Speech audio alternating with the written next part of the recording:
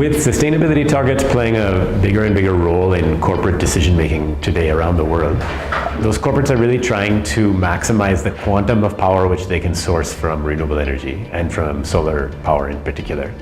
And I think there are really broadly two objectives that they're trying to achieve in switching to solar power. One, of course, is maximizing the cost savings from that switch. And the second would be maximizing the environmental impact. And thankfully, both of those objectives are pretty complementary. The more power which they're able to move to renewables today, the more costs they're going to be saving, and the bigger bite they're going to be able to take out of their carbon footprint and their environmental impact as well. And if we think about the key decisions which a corporate has to make in switching to solar power, one is about CAPEX versus OPEX. Where CAPEX means that the corporate or the consumer of power is actually making a capital expenditure in the solar power plant. Whereas an OPEX model means that they're not bearing the CAPEX, but instead getting into a long-term contract with a solar developer who owns the asset and just buying the power per unit of power over time. And the second decision really is about whether to switch to solar power through on-site or rooftop solar power, or whether to take advantage of solar power that's wheeled through the grid, which is also called open access power in India. So when it comes to the decision between rooftop solar power and open access solar for any particular consumer, that decision is going to be different depending on where the facility is located. Partly because there are significant differences in regulations from one state to another in India. And secondly, there will always be some differences in terms of the facility between one and the next, in terms of energy consumption, roof size, roof type, and so on.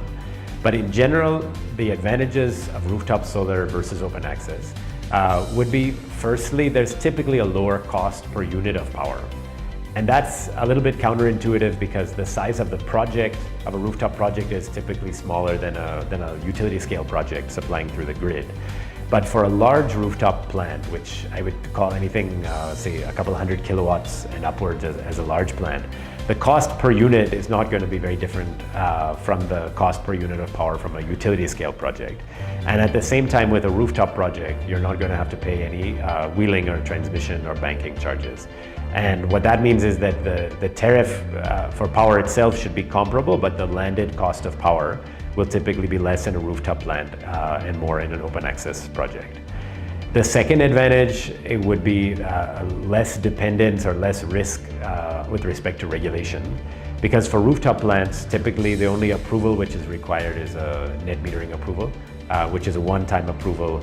And typically once the approval is granted, there's not a lot of risk which the consumer faces going forward, which is not the case with an open access project. The key limitation in terms of rooftop solar is really about the volume of power. So the proportion of power which a consumer can get from a rooftop plant will vary quite a lot from one building to another, depending on the size of the roof as well as the amount of consumption which happens. So in a very low energy consumption building with a large roof, it may be relatively high. In something like a commercial building which has a lot of air conditioning load and a relatively small roof, the proportion of power coming from rooftop may be very small. But I would say typically for one of our commercial or industrial clients, they're able to offset maybe 10 to 20% of their power requirement through rooftop solar. And especially with RE100 and other renewable energy or sustainability commitments which corporates are making today, the targets are a lot higher than that. 10 or 20% is a good starting point, but most corporates today are looking at upwards of 100%. And to really get close to that number, open access is the only way to get there.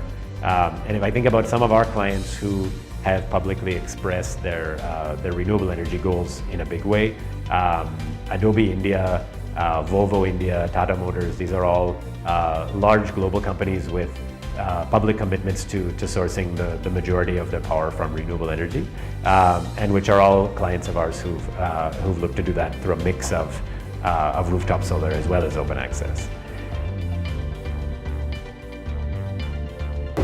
So if we think about some of the challenges of these projects, starting with rooftop, there are a few technical challenges in a rooftop solar project.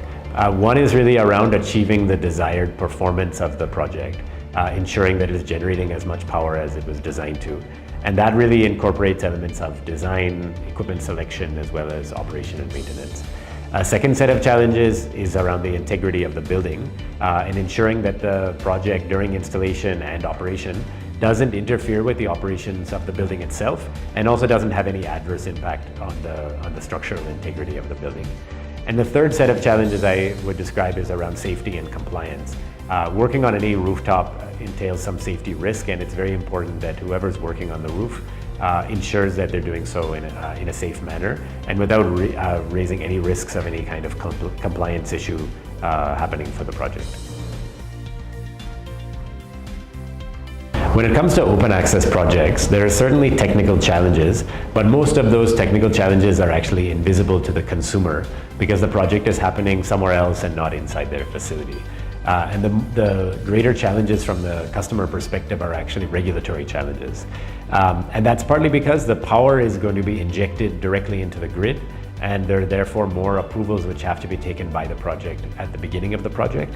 And secondly, during the entire project duration or the agreement duration, the power is going to be transmitted through the grid.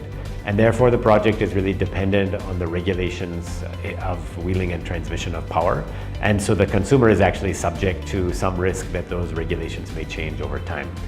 And if we think just as an example of those kinds of risks, a lot of projects that were set up earlier under a group captive model, for example, a lot of wind projects, particularly in Tamil Nadu, the regulations are now being changed, and a lot of the earlier projects which are set up are subject to a lot of additional charges coming in.